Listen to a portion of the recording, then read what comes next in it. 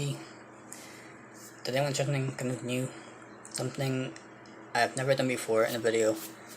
I'm going to talk about some experiences I've had in my life. So this time I'm going to talk about interviews. I'm going to say mock interviews. So I've been on maybe 2 real job interviews and a good number of practice interviews. And it's only up until this year I learned what I was doing wrong.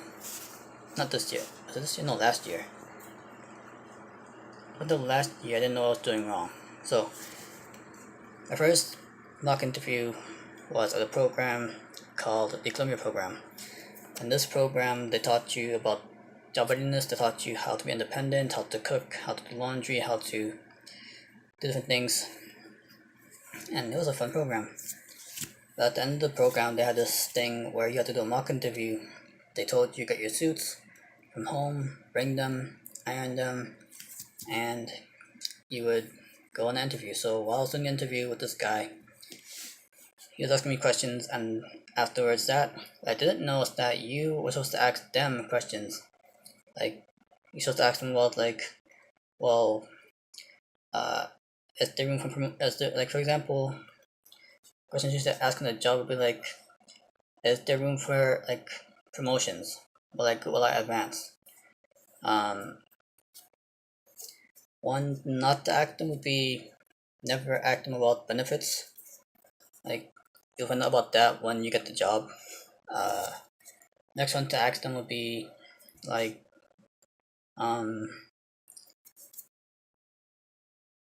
me more about the company or place that you're applying to. Things that you don't already know, because you can find out things from the internet, but not everything will be on the internet for you to know.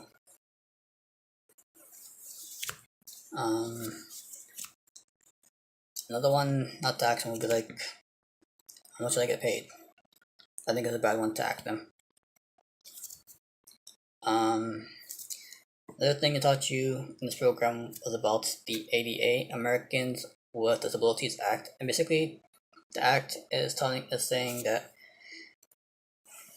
you, as somebody who's disabled, like myself, who was visually impaired, if you go into a job interview and you don't get the job because of a disability, like I'm visually impaired, if I was to go into a job interview tomorrow and get turned down because of my eyesight, then I can take that to court and say that people are discriminating against me and so on like that. So then I think the next interview I was in was 2010. My counselor had told me about this training program for Swiss Airways, where you'll be working in an airport. So they're like, come in and do the interview and we'll see how it goes from there, kind of like that. So I went in and met the lady who did the program, and the job was for customer service. So it was this table, it was this lady, my counselor, I think, and when I say counselor, I mean State Commission for the Blind counselor. They help you get jobs, go to school, things like that. So what I mean by that, that's what I mean by counselor. So it was my counselor, the lady from this job, in this training program, and one other person who was helping with the interview. So they asked me questions, and one thing I did wrong was I wasn't confident, because at that point, I was only 19, and I was just a year out of high school for 1 year, and at the point I still didn't know what I wanted to do with my life. So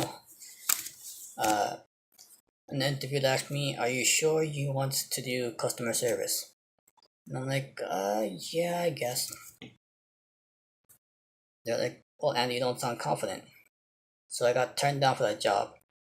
But it's good because it was actually a good thing, because after doing that job, after doing the interview, I found out that the program was cancelled for some reason. I guess they didn't have the budget for it. And then my counselor told me about this other program with a company called Goodwill Industries for the Blind. And they're doing another program what teaches you about customer service. So I did that program. And that program the first part of the program was a computer class.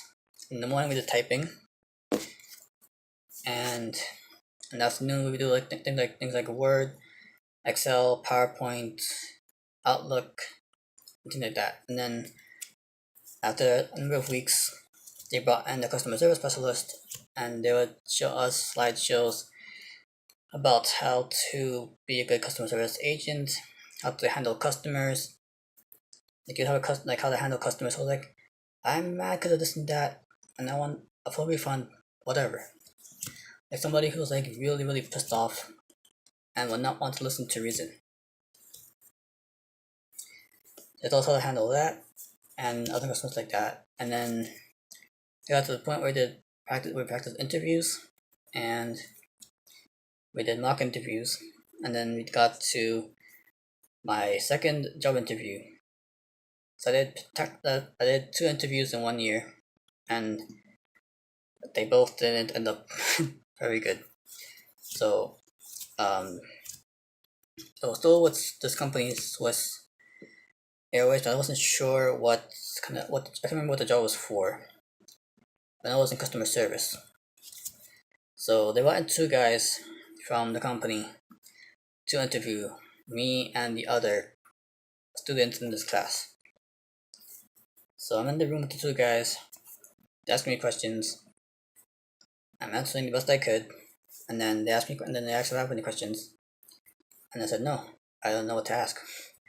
I didn't say that I didn't know what to ask. I just said no, I have no questions, because I guess everything I wanted to know I answered in the interview already, so I didn't ask any more questions. So at the end of that, I got turned down for the job because they said I talked too fast, because I got nervous, and they wasn't sure I was cut for the job. So it was me and another guy who was a good friend of mine at the time that didn't get the job, and I think all the people who got the job were the ones who were fully blind, and the ones that didn't get the job was the ones like me who were partially blind.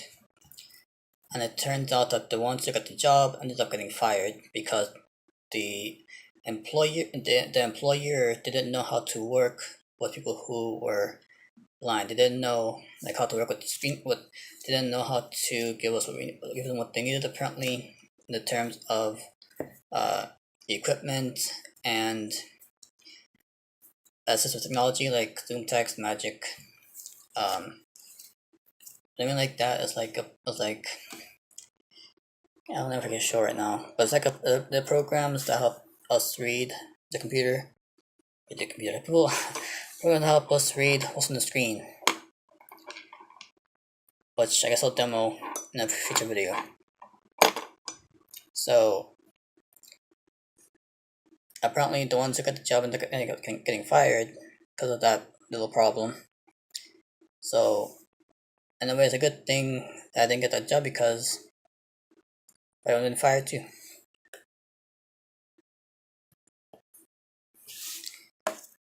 So,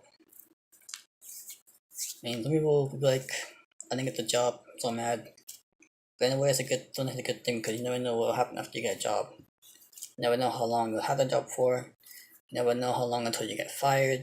And I'm lucky I never got fired. I never got a real job. I never got fired from any jobs yet.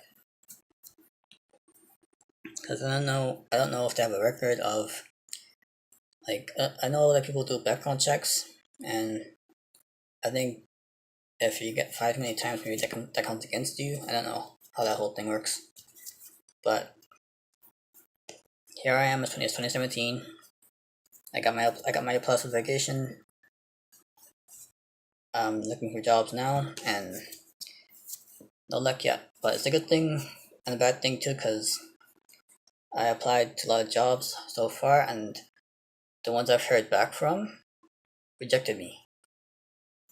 And I'm not mad, because if they did hire me and saw that maybe I wasn't cut out for the job that they're hiring for, then I could have gotten fired. And who knows what happened after that. So I'm holding out for a good job, and if one never comes, then I'll figure things out. Anyway, thanks for watching. Have a good day. Remember to like, comment, and subscribe for more.